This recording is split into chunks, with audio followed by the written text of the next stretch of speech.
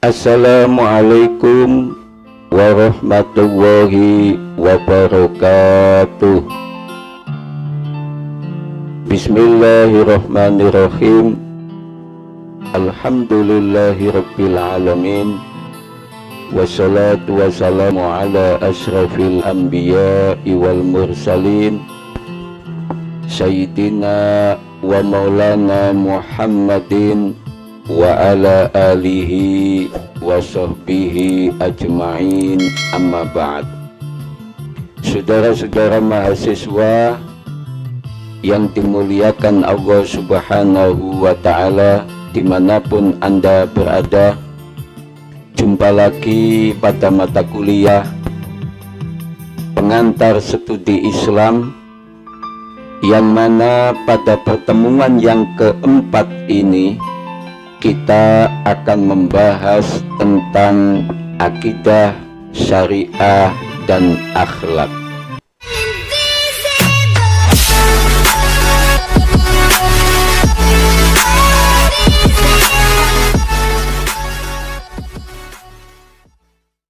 Sebelum perkuliahan kita mulai, marilah kita berdoa terlebih dahulu.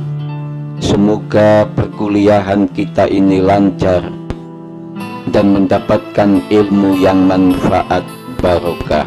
Amin, Allahumma amin. Al-Fatihah.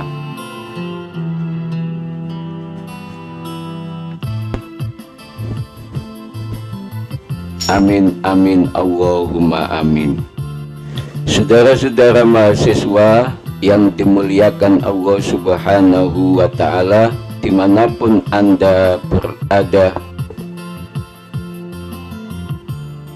selanjutnya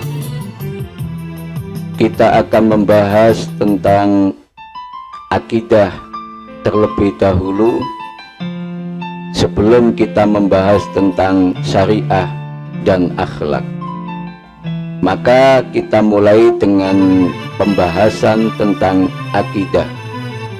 Kata akidah dalam bahasa Arab adalah akidah, yang diambil dari kata dasar aqadah, yaqidu, aqdan, aqidatan, yang berarti simpul, ikatan, dan perjanjian. Setelah berbentuk menjadi akidah, maka ia bermakna keyakinan. Dengan demikian, akidah yang berhubungan dengan kata aqdan menjadi bermakna keyakinan yang kokoh di hati, bersifat mengikat dan mengandung perjanjian. Dalam Kamus Bahasa Indonesia, akidah berarti yang dipercayai hati. Kata akidah ini juga seakar dengan kata al-aqdu, yang memiliki arti sama dengan kata arabat yang artinya ikatan. Kemudian al-ibram artinya pengesahan. Selanjutnya al-ihkam, penguatan. Kemudian at-tawassu, menjadi kokoh, kuat. Kemudian al-saddu bil quwwah, pengikatan dengan kuat. Dan yang keenam, at-tamasuk atau pengokohan, dan al-isbat, penetapan. Saudara-saudara mahasiswa yang dimuliakan Allah subhanahu wa ta'ala, dimanapun Anda berada, di antaranya juga mempunyai arti al-yakin, keyakinan, dan al-jazmu, penetapan. Dengan demikian, kata akidah dapat dimaknai sebagai ketetapan hati yang tidak ada keraguan pada orang yang mengambil keputusan. Pengertian akidah secara istilah dalam agama berarti perkara yang wajib dibenarkan oleh hati, sehingga menjadi suatu kenyataan yang teguh dan kokoh, tidak tercampuri oleh keraguan dan kebimbangan. Pendapat serupa juga dikemukakan oleh Hasan al-Banna, di mana ia mengatakan akidah adalah beberapa perkara yang wajib diyakini kebenarannya oleh hati, mendatangkan ketentraman jiwa, menjadi keyakinan yang tidak bercampur sedikit pun dengan keraguan. Sementara itu, menurut Abu Bakar Jabir al-Jazairi, akidah adalah sejumlah kebenaran yang dapat diterima secara umum oleh manusia berdasarkan akal, wahyu, dan fitrah. Kebenaran itu dimunculkan oleh manusia dalam hati, diyakini kebenarannya secara pasti, serta ditolak segala sesuatu yang bertentangan dengan kebenaran itu. Menurut Saltut, mantan rektor Al-Azhar Mesir, mendefinisikan akidah sebagai suatu sistem kepercayaan dalam Islam. Diyakini sebelum apapun dan sebelum melakukan apapun, tanpa ada keraguan sedikit pun dan tanpa ada unsur yang mengganggu kebersihan keyakinannya itu. Yusuf Al-Qardawi menguraikan beberapa prinsip akidah. Di antaranya adalah tidak bercampur sedikit pun dengan keraguan. Yang kedua, mendatangkan ketentraman jiwa. Yang ketiga, menolak segala sesuatu yang bertentangan dengan kebenaran. Uraian di atas senada dengan yang dikatakan oleh Muhammad Al-Ghazali, seorang ulama besar dari Mesir, bahwa apabila akidah telah tumbuh pada diri seseorang, maka tertanamlah dalam jiwanya keyakinan bahwa hanya Allah Subhanahu wa Ta'ala sajalah yang paling berkuasa. Saudara-saudara mahasiswa yang dimuliakan Allah Subhanahu wa Ta'ala, dimanapun Anda berada, segala wujud yang ada ini hanya makhluk belaka. Ia akan senantiasa berkomunikasi dengan penuh rasa tanggung jawab dan waspada dalam segala urusan. Apabila ia bertindak atas dasar kebenaran, maka ia dapat bekerja sama dengan mereka yang berperilaku atas kebenaran pula. Jika ia melihat ada yang menyimpang dari kebenaran, ia tetap mengambil jalan yang benar itu. Saudara-saudara mahasiswa dimanapun Anda berada yang dimuliakan Allah Subhanahu wa Ta'ala, ruang lingkup pembahasan akidah adalah yang pertama, ilahiyat, yaitu pembahasan tentang segala sesuatu yang berhubungan dengan Allah, seperti wujud Allah, sifat-sifat Allah, perbuatan Allah, dan lain-lain. Yang kedua, nubuwat, yaitu pembahasan tentang segala sesuatu yang berhubungan dengan Nabi dan Rasul, termasuk pembahasan tentang kitab-kitab Allah, mukjizat, dan lain sebagainya. Yang ketiga, yaitu ruhaniyat, yakni pembahasan tentang segala sesuatu yang berhubungan dengan alam metafisik seperti malaikat, jin, iblis, setan, roh, dan lain sebagainya. Yang keempat, sam'iyat, yaitu pembahasan tentang segala sesuatu yang hanya bisa diketahui lewat dalil nakli berupa Al-Quran dan Sunnah, seperti alam barzah, akhirat, azab kubur, tanda-tanda kiamat, surga neraka, dan lain sebagainya. Saudara-saudara mahasiswa yang dimuliakan Allah Subhanahu wa Ta'ala, dimanapun Anda berada, pembahasan selanjutnya tentang syariah. Syariah dalam konteks kajian hukum Islam lebih menggambarkan kumpulan norma-norma hukum yang merupakan hasil dari proses tasyri'. Maka dalam membahas syariah diawali dengan membahas tasyri'.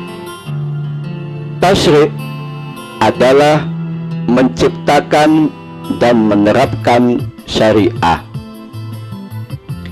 Dalam kajian hukum Islam, tasyri' sering didefinisikan sebagai penetapan hukum, sebagai penetapan norma-norma hukum untuk menata kehidupan manusia, baik dalam hubungannya dengan Tuhan maupun dengan umat manusia lainnya. Sesuai dengan objek penerapannya, maka para ulama membagi tasyri' ke dalam dua bentuk. Yang pertama tasyri' samawi, dan yang kedua tasyri' wada'i. Tasyri' samawi adalah penetapan hukum yang dilakukan langsung oleh Allah dan Rasul-Nya dalam Al-Quran dan Sunnah. Ketentuan-ketentuan tersebut bersifat abadi dan tidak berubah karena tidak ada yang kompeten untuk mengubahnya selain Allah Subhanahu wa Ta'ala sendiri. Saudara-saudara mahasiswa yang dimuliakan Allah Subhanahu wa Ta'ala, dimanapun Anda berada, sedangkan tasyri' wada'i adalah penentuan hukum yang dilakukan para mujtahid. Ketentuan-ketentuan hukum hasil kajian mereka ini tidak memiliki sifat mutlak, tetapi bisa berubah-ubah karena merupakan hasil kajian nalar para ulama yang tidak lepas dari salah karena dipengaruhi oleh pengalaman keilmuan mereka serta kondisi lingkungan dan dinamika sosial budaya masyarakat di sekitarnya. Sementara itu, kata syariah bermakna jalan tempat keluarnya air untuk minum. Dalam kajian hukum Islam, syariah diartikan sebagai segala sesuatu yang disyariatkan oleh Allah kepada seluruh manusia agar mereka memperoleh kebahagiaan di dunia dan kebahagiaan di akhirat. Aspek hukum yang masuk dalam kategori syariah itu mencakup aturan tentang hubungan antara manusia dengan Allah yang disebut dengan ubudiyah, dan mencakup aturan tentang hubungan antara manusia dengan sesama manusia yang disebut dengan muamalah atau ijtimaiyah. Saudara-saudara mahasiswa yang dimuliakan Allah Subhanahu wa Ta'ala, hukum Islam dulu identik dengan syariat, baru akhir abad ke-8, awal ke-9 fikih muncul dengan arti memahami.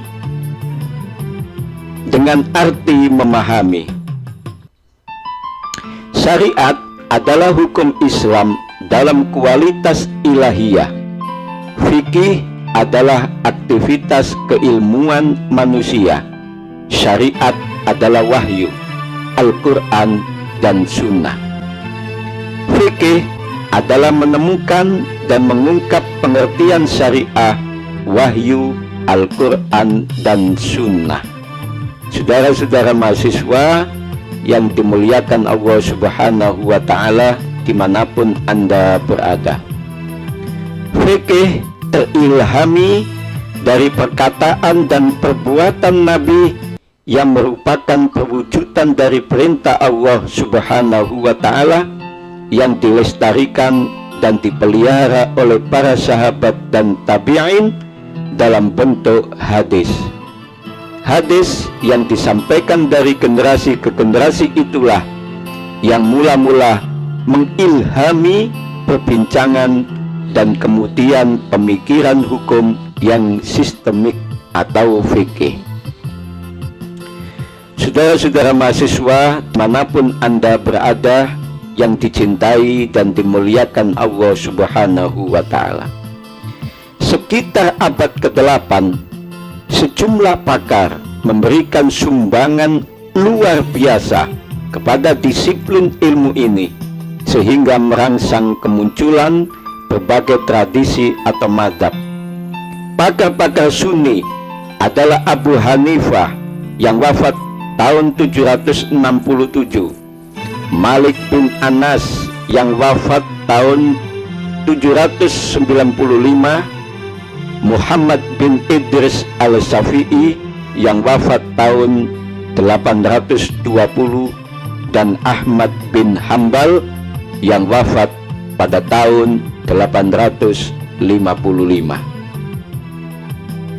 Saudara-saudara mahasiswa yang dicintai dan dimuliakan Allah Subhanahu wa Ta'ala, keempat mazhab ini saling mengakui satu sama lain, juga mengakui bersyarat kepada mazhab Al-Zahiri atau literalis dengan pendukungnya Ibnu Hazm yang wafat tahun 1064.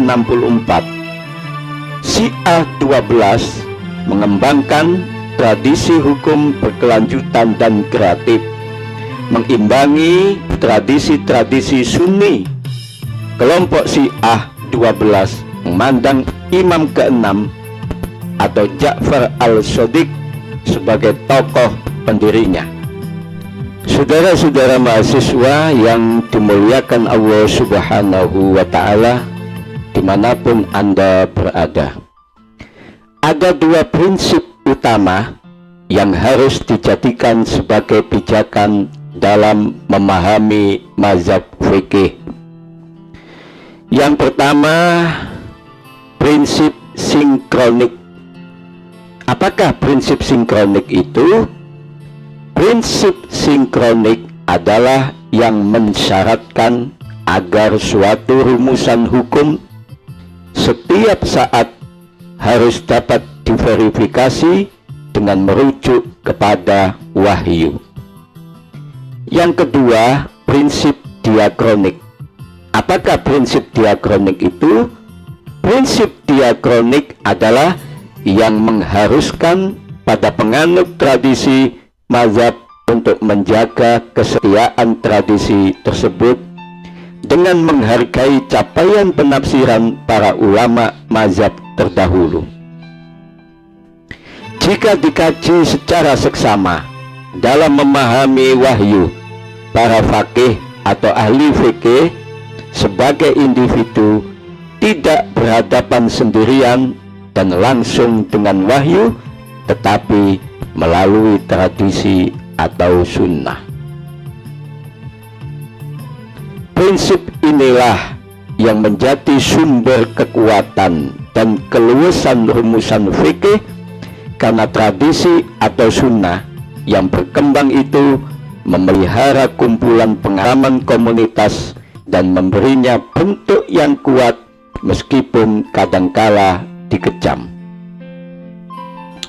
Saudara-saudara mahasiswa yang dimuliakan Allah Subhanahu wa Ta'ala dimanapun Anda berada, dengan demikian wahyu bukan suatu kejadian, tetapi sebuah proses. Pelaku kreatifnya bukan nabi, tetapi komunitas yang letak geografisnya bukan Hijaz atau Saudi, tetapi kata-kata Muslim di Afrika Utara, Suriah, dan Irak. Saudara-saudara mahasiswa dimanapun Anda berada yang dicintai dan dimuliakan Allah Subhanahu wa Ta'ala, Sekaf berpendapat bahwa tradisi-tradisi ini bermula sebagai tradisi-tradisi lokal di Madinah, Basrah, Kufah, dan kota-kota lain yang mencerminkan praktek lokal dengan perbedaannya masing-masing. Sekalipun tradisi itu berasal dari Nabi, tetapi hadis berkembang secara berangsur-angsur sebagai akibat dari perdebatan antar berbagai komunitas. Pencipta sistem penafsiran klasik yang sesungguhnya adalah Syafi'i. Ia menyempurnakan rumusan beberapa kaidah yang sudah berkembang sebelumnya dalam bentuk kajian usul fikih yang dimulai dengan ilmu linguistik dan retorika, baik itu umum dan khusus, perintah dan larangan, samar dan jelas, kebenaran dan kiasan. Dalam ilmu usul fikih inilah lahirnya upaya ijtihad, yaitu usaha keras untuk menemukan berdasarkan wahyu yang ditafsirkan sesuai dengan kaidahnya. Hasilnya menjadi beragam. Dengan menerima kebenaran, maka resikonya adalah memunculkan perpecahan. Saudara-saudara mahasiswa yang dimuliakan Allah Subhanahu wa Ta'ala dimanapun Anda berada, di pusat-pusat utama dunia Islam, para ulama dan fakih mengembangkan doktrin-doktrin mereka dengan menggabungkan praktek setempat, Al-Quran, dan pengetahuan mereka tentang tradisi Nabi dengan menggunakan berbagai tingkat penalaran analogis dalam menafsirkan dan menerapkan teks-teks suci. Saudara-saudara yang dimuliakan Allah Subhanahu wa Ta'ala, menurut Syafi'i, setiap ibu kota negeri kaum muslim adalah pusat pengajaran yang penduduknya mengikuti pendapat salah satu tokoh mereka dalam sebagian besar ajarannya. Ia juga menyebut otoritas lokal dalam masyarakat Madinah, Basrah, Kufah, dan Suriah. Mereka mengikuti doktrinnya masing-masing yang didasarkan pada apa yang disebut oleh Sekaf sebagai tradisi yang hidup atau living tradition. Saudara-saudara mahasiswa yang dimuliakan Allah Subhanahu wa Ta'ala, dimanapun Anda berada, munculnya fikih sangat berpengaruh dalam kehidupan keilmuan sejak abad ke-10. Pendidikan Islam diawali dengan Al-Quran, hadis, dan fikih. Ketentuan-ketentuan fikih menjadi pedoman hidup bermasyarakat komunitas muslim.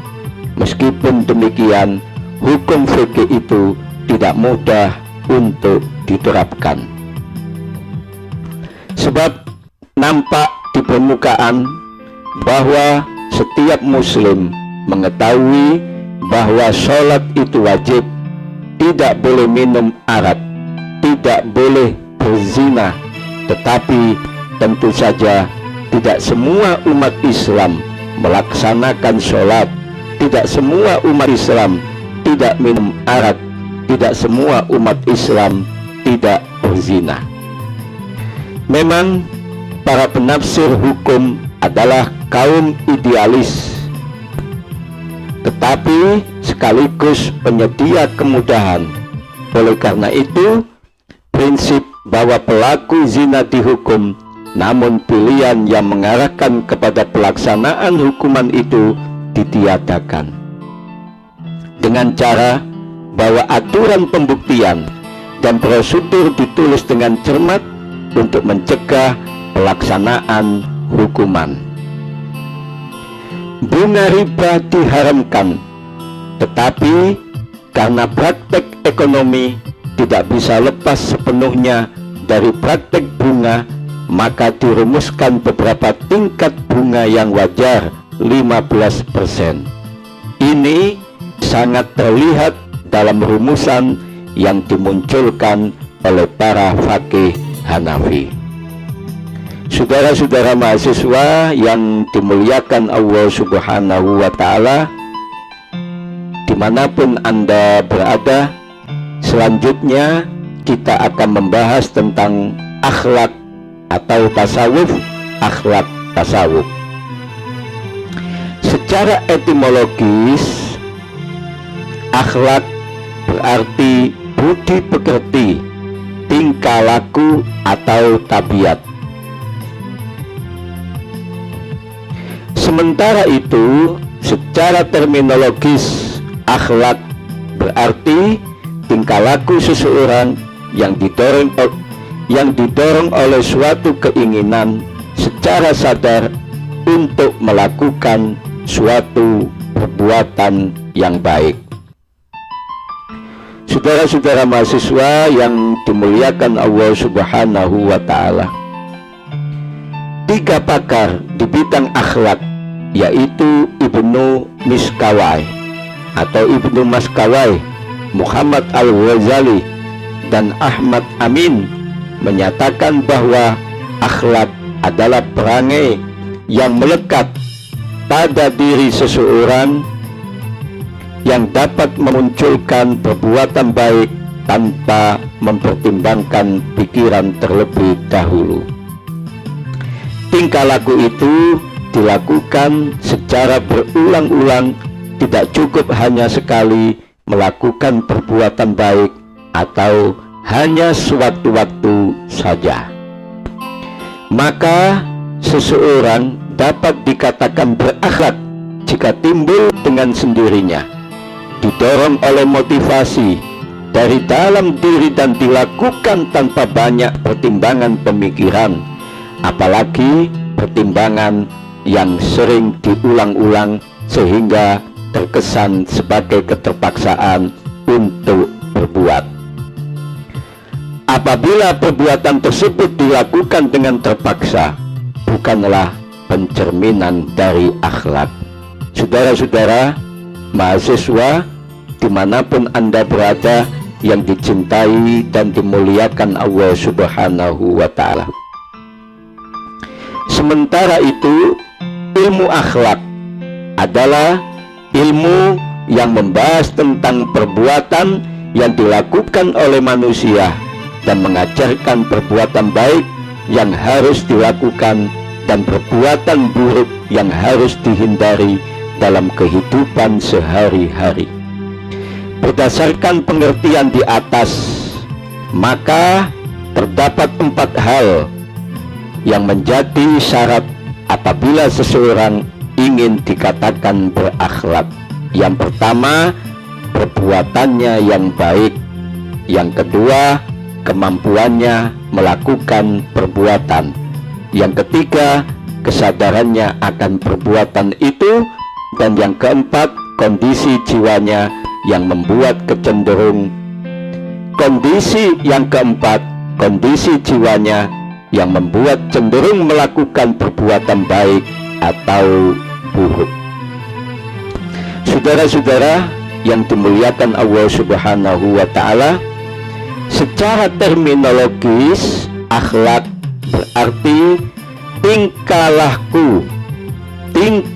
laku seseorang yang didorong oleh suatu keinginan secara sadar untuk melakukan suatu perbuatan yang baik. Muhammad Al-Ghazali menyatakan bahwa akhlak adalah perangai yang melekat pada diri seseorang yang dapat memunculkan perbuatan baik tanpa mempertimbangkan pikiran terlebih dahulu. Perangai sendiri mengandung pengertian sebagai suatu sifat dan watak yang merupakan bawaan seseorang. Saudara-saudara, para mahasiswa yang dimuliakan Allah Subhanahu wa Ta'ala, dimanapun Anda berada, budi pekerti, moral, etika, dan akhlak memiliki pengertian yang sangat berbeda. Budi pekerti di Kamus Bahasa Indonesia merupakan kata majemuk dari kata budi dan pekerti. Budi berarti sadar atau yang menyadarkan atau alat kesadaran, sedangkan pekerti berarti kelakuan. Secara terminologis, kata budi ialah sesuatu pada manusia yang berhubungan dengan kesadaran, didorong oleh pemikiran atau rasio yang disebut dengan nama karakter. Sedangkan pekerti ialah apa yang terlihat pada manusia karena didorong oleh perasaan hati yang disebut behavior. Jadi dari kedua kata tersebut, budi pekerti dapat diartikan sebagai perpaduan dari hasil rasio dan rasa yang bermanifestasi pada karsa dan tingkah laku manusia. Penerapan budi pekerti tergantung kepada pelaksanaannya. Budi pekerti dapat bersifat positif maupun negatif. Budi pekerti itu sendiri selalu dikaitkan dengan tingkah laku manusia. Budi pekerti didorong oleh kekuatan yang terdapat di dalam hati, yaitu rasio.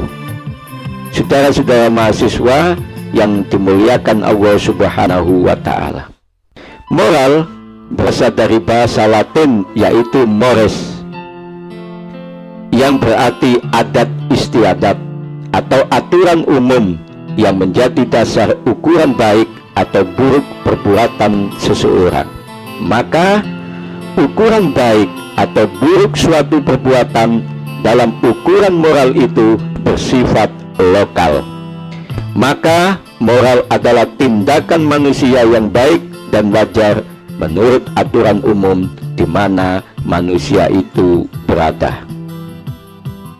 Saudara-saudara mahasiswa yang dimuliakan Allah Subhanahu wa Ta'ala, dimanapun Anda berada, etika berasal dari kata etos yang berarti adat kebiasaan. Menurut beberapa pakar, etika adalah ilmu yang membahas tentang moralitas atau tingkah laku serta prinsip-prinsip ajaran tentang tingkah laku yang benar. Etika terdiri dari 3 pendekatan, yaitu etika deskriptif, etika normatif, dan metaetika. Saudara-saudara mahasiswa yang dimuliakan Allah Subhanahu wa Ta'ala, dimanapun Anda berada, kaidah etika yang biasa dimunculkan dalam etika deskriptif adalah kebiasaan, anggapan-anggapan tentang baik dan buruk, tindakan-tindakan yang diperbolehkan atau tidak diperbolehkan.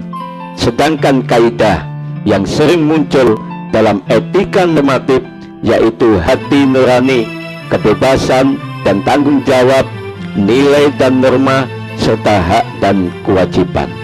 Selanjutnya, yang termasuk kaidah dalam metaetika adalah ucapan-ucapan yang dikatakan pada bidang moralitas. Saudara-saudara mahasiswa dimanapun Anda berada, yang dimuliakan Allah Subhanahu wa Ta'ala, etika dalam Islam memiliki beberapa ciri. Di antaranya adalah mengajarkan kepada manusia tingkah laku yang baik. Yang kedua, mengajarkan kepada manusia bahwa sumber moral, ukuran baik atau buruknya perbuatan adalah ajaran Allah Subhanahu wa Ta'ala. Yang ketiga, bersifat universal dan komprehensif, yaitu dapat diterima oleh seluruh manusia di segala tempat dan waktu. Yang keempat, etika dalam Islam memiliki ciri mengatur dan mengarahkan fitrah manusia ke jenjang akhlak yang luhur. Saudara-saudara mahasiswa yang dimuliakan Allah Subhanahu wa Ta'ala, persamaan antara etika dan moral adalah sama-sama membicarakan tentang tingkah laku manusia. Hanya saja etika lebih banyak didasarkan pada akal pikiran, sementara moral didasarkan pada adat kebiasaan.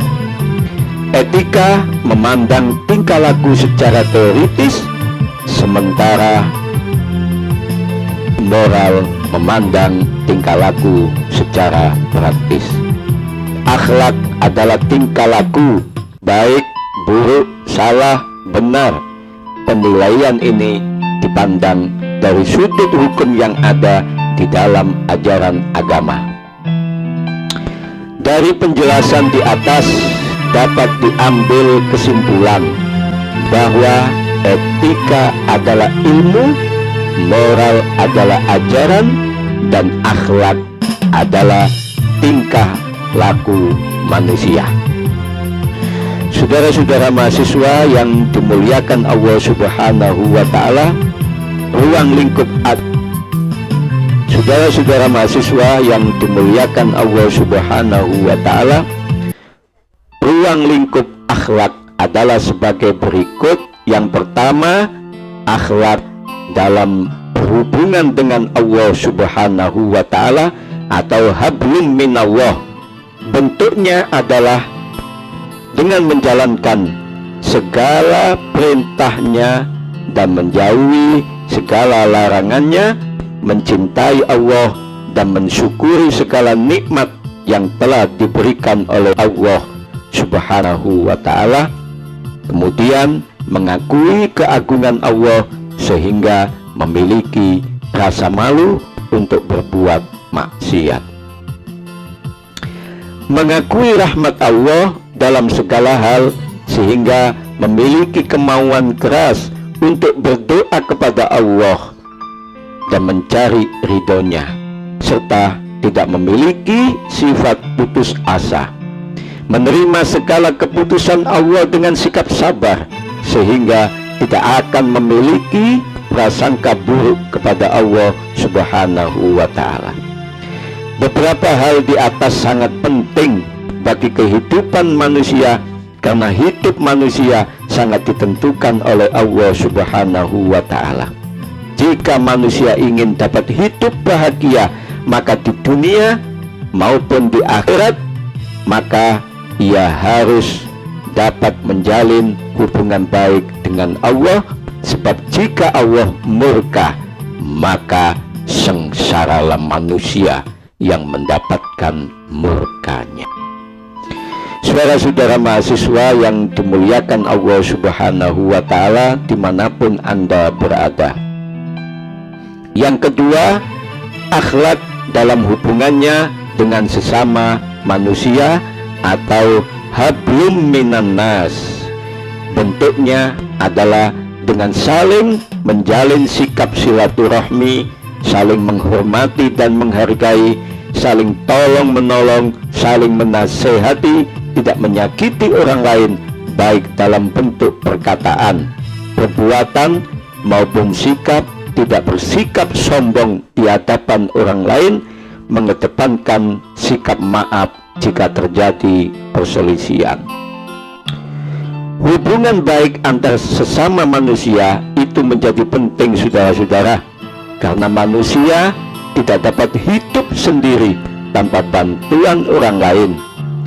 Manusia adalah makhluk sosial yang harus membutuhkan antara satu dengan yang lainnya. Manusia harus hidup bermasyarakat untuk dapat menunjang kelangsungan hidupnya. Saudara-saudara mahasiswa, dimanapun Anda berada yang dimuliakan Allah Subhanahu wa Ta'ala, agar kehidupan bermasyarakat dapat berjalan harmonis, maka seseorang harus menjaga sikapnya dalam menjalin hubungan dengan yang lainnya. Yang ketiga, saudara-saudara mahasiswa yang dimuliakan Allah, akhlak dalam berhubungan dengan alam. Bentuknya adalah menjaga kelestarian alam, karena alam juga makhluk Allah yang berhak hidup seperti manusia. Hal itu dapat dilakukan dengan cara menyadari bahwa diri manusia diciptakan dari unsur alam, yaitu tanah. Dengan demikian, alam adalah bagian dari diri manusia. Alam harus dilindungi karena alam atau lingkungan hidup yang ditempati manusia telah memberi banyak manfaat kepada manusia, dari mulai air, udara, api, tumbuh-tumbuhan, binatang, sinar matahari, semuanya menjadi bagian penting bagi kelangsungan hidup manusia. Tanpa mereka, manusia tidak dapat hidup. Manusia tidak dapat makan tanpa ada hewan dan tumbuh-tumbuhan. Manusia tidak dapat berpakaian tanpa ada hewan dan tumbuh-tumbuhan. Manusia juga tidak dapat membangun rumah tanpa ada bumi, air, api, bebatuan, pohon kayu, dan lain sebagainya. Manusia juga membutuhkan air bersih untuk minum, memasak, mandi, dan mencuci pakaian. Manusia membutuhkan udara bersih untuk bernafas. Manusia membutuhkan cahaya untuk penerangan. Artinya, alam lingkungan di sekitar kita ini dapat menjadi sumber bahan pangan, sumber bahan sandang, sumber bahan bangunan, sumber bahan obat-obatan bagi kehidupan manusia. Jika manusia tidak bersikap ramah kepada alam, maka alam akan bersikap tidak ramah pula kepada manusia. Jika alam sudah tidak bersikap ramah kepada manusia, yang merugi adalah manusia juga, karena manusia tidak akan mampu melawan alam. Contohnya, saudara-saudara, sudah banyak yang terjadi di Indonesia adalah bagaimana manusia tidak mampu melawan ganasnya tsunami, gempa bumi, banjir, semburan lumpur, hembusan angin yang kencang, letusan gunung, derasnya curah hujan. Kemudian saat ini manusia tidak mampu melawan pandemi COVID-19. Semua bencana itu adalah dampak dari perilaku negatif manusia terhadap alam. Itu artinya akhlak yang baik dalam berhubungan dengan alam akan menguntungkan manusia sendiri. Sebaliknya, akhlak yang buruk terhadap alam juga akan merugikan manusia itu sendiri.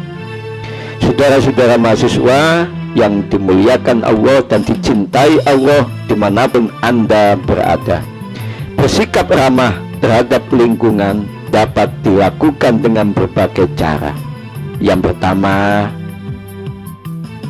melakukan penghijauan, yaitu menanam kembali hutan atau lahan yang telah gundul akibat penebangan penghijauan ini menjadi penting karena untuk memulihkan kembali alam yang sudah rusak. Yang kedua, melakukan penangkaran, yaitu berkembangbiakan terkontrol hewan dan tanaman untuk beberapa hewan yang telah punah dan tanaman yang sudah mulai langka. Perlindungan alam, yaitu usaha-usaha untuk menjaga kelestarian hewan, tumbuhan, tanah, dan air. Tujuannya adalah untuk mempertahankan ekosistem. Yang keempat, pembangunan berwawasan lingkungan, yaitu pembangunan pabrik, kantor, perumahan, pertokoan, atau pasar dengan mempertimbangkan pembuangan limbah, sanitasi, kesehatan lingkungan, atau melakukan analisis mengenai dampak lingkungan sebelum melakukan pembangunan. Di antara beberapa aktivitas yang dapat merusak lingkungan adalah sebagai berikut. Yang pertama, menebang hutan tanpa batas. Kemudian, menguruk lahan basah. Kemudian, urbanisasi. Kemudian, pembuangan limbah. Yang kemudian, intensifikasi pertanian. Dan kemudian, melakukan pertambangan. Akhlak menjadi penting karena sangat berpengaruh dalam kondisi fisik dan pikiran manusia.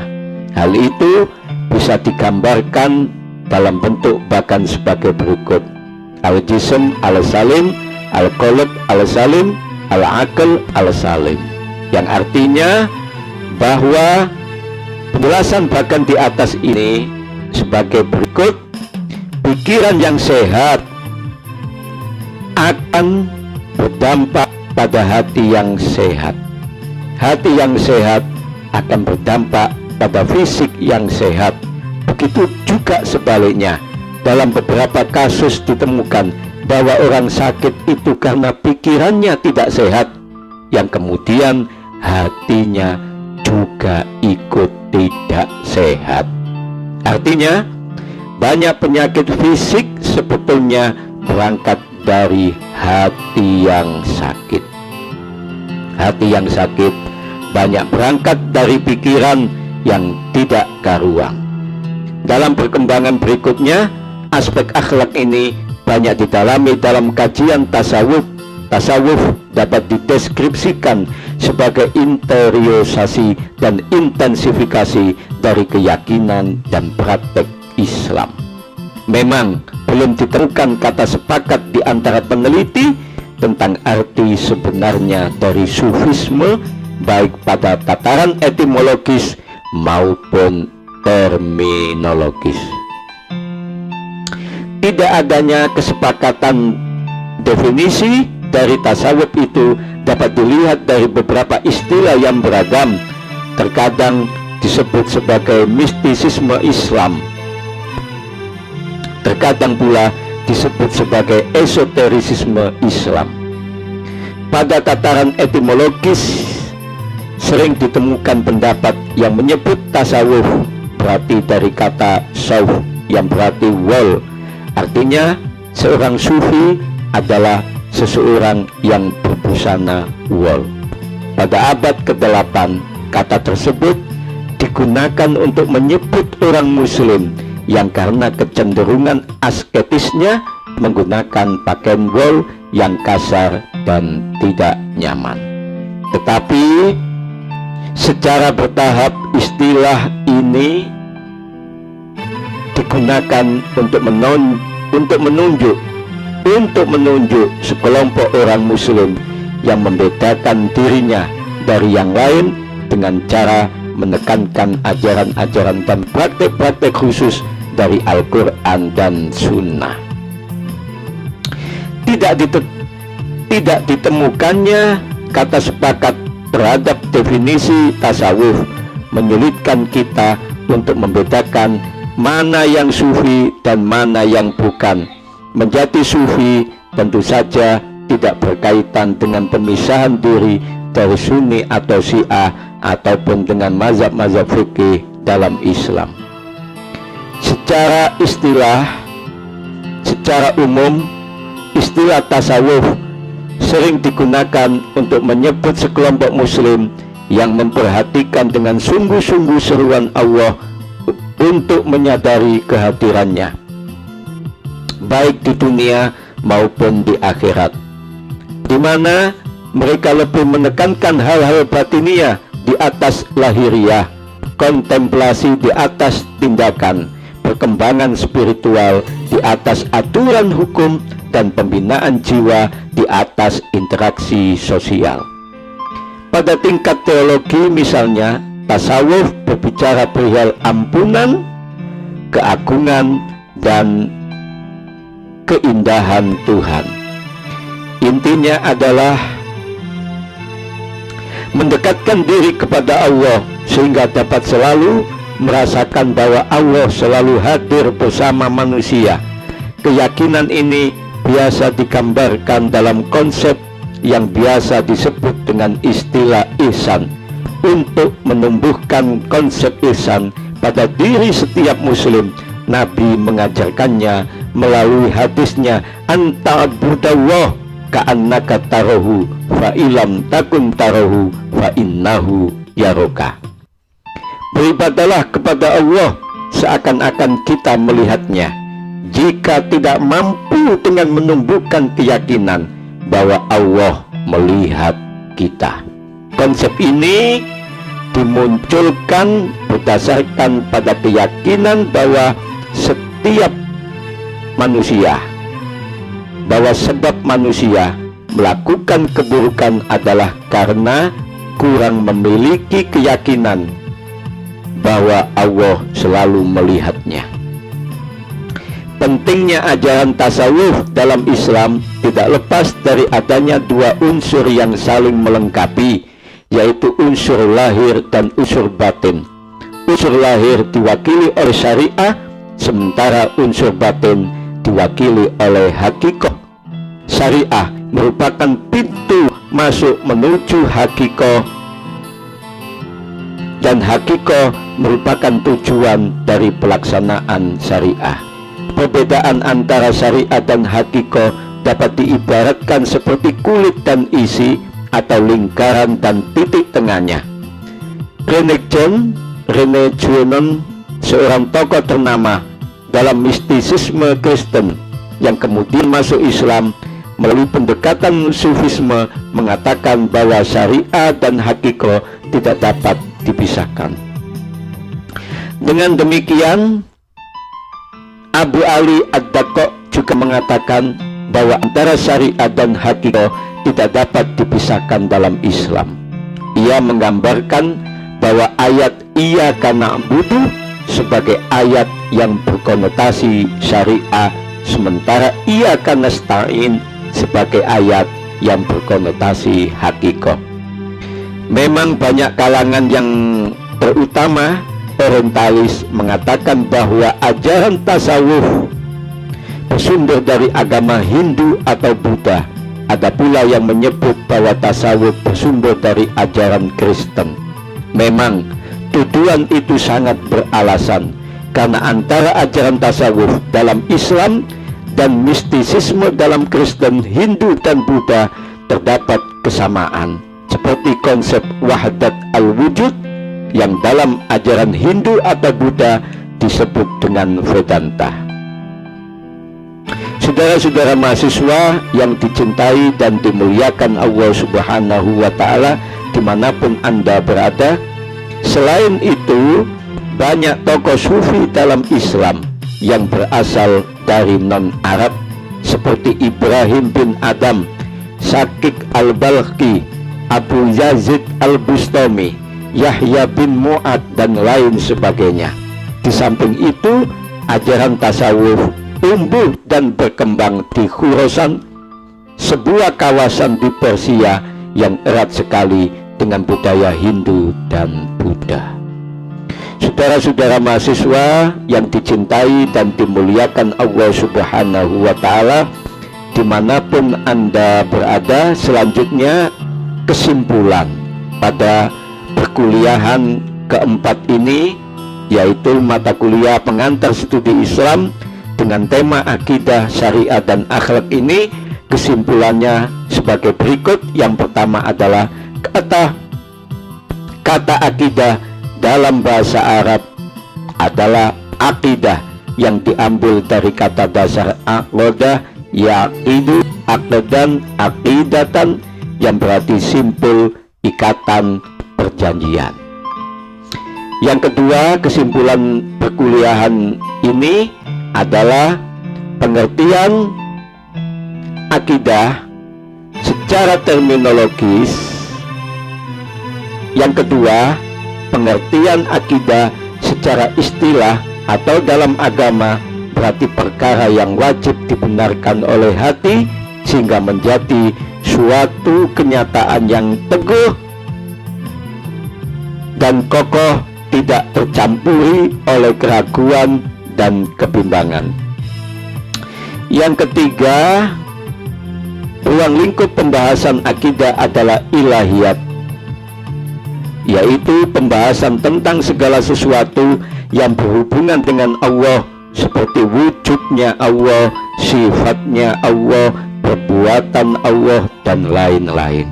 Nubuat, yaitu pembahasan tentang segala sesuatu yang berhubungan dengan Nabi dan Rasul, termasuk pembahasan tentang kitab-kitab Allah, mukjizat, dan lain sebagainya. Ruhaniyat, yaitu pembahasan tentang segala sesuatu yang berhubungan dengan alam metafisik seperti malaikat, jin, iblis, setan, roh, dan lain sebagainya. Sam'iyat, yaitu pembahasan tentang segala sesuatu yang hanya bisa diketahui lewat dalil nakli berupa Al-Quran dan Sunnah, seperti alam barzah, akhirat, azab kubur, tanda-tanda kiamat, surga neraka, dan lainnya. Yang keempat, kesimpulannya pada pertemuan kita kali ini adalah para ulama membagi tasyrik ke dalam dua bentuk, tasyrik samawi dan tasyrik wada'i. Tasyrik samawi adalah penetapan hukum yang dilakukan langsung oleh Allah dan Rasul-Nya dalam Al-Quran dan Sunnah. Ketentuan-ketentuan tersebut bersifat abadi dan tidak berubah karena tidak ada yang kompeten untuk mengubahnya selain Allah Subhanahu wa Ta'ala sendiri. Sedangkan tasyrik wada'i adalah penentuan hukum yang dilakukan para mujtahid. Ketentuan-ketentuan hukum hasil kajian mereka ini tidak memiliki sifat mutlak, tetapi bisa berubah-ubah karena merupakan kajian nalar para ulama yang tidak lepas dari salah karena dipengaruhi oleh pengalaman keilmuan mereka serta kondisi lingkungan mereka dan dinamika sosial budaya masyarakat di sekitarnya. Yang kelima, para mahasiswa dimanapun Anda berada, kesimpulan pada mata kuliah kita kali ini, aspek syariah itu mencakup aturan tentang hubungan antara manusia dengan Allah yang disebut dengan ubudiyah, dan mencakup aturan tentang hubungan antara manusia dengan sesama manusia yang disebut dengan muamalah atau ijtimaiyah atau hablum minallah, hablum minannas. Yang keenam, kesimpulan pada perkuliahan kita kali ini adalah tiga pakar di bidang akhlak, yaitu Ibnu Maskaweh, Muhammad Al-Ghazali, dan Ahmad Amin, menyatakan bahwa akhlak adalah perangai yang melekat pada diri seseorang yang dapat memunculkan perbuatan baik tanpa mempertimbangkan pikiran terlebih dahulu. Yang ketujuh, yang terakhir, kesimpulan pada pertemuan perkuliahan ini adalah ruang lingkup akhlak adalah akhlak dalam berhubungan dengan Allah yang disebut hablum minallah, dan akhlak dalam berhubungan dengan sesama manusia atau hablum minannas, dan akhlak dalam berhubungan dengan alam. Semoga pertemuan kita Semoga perkuliahan ini menjadi manfaat barokah dunia dan akhirat, dan semoga kita berjumpa lagi di pertemuan yang akan datang. Hadanallahu wa iyyakum ajmain. Wallahul muwaffiq ila aqwamit thoriq. Assalamualaikum warahmatullahi wabarakatuh.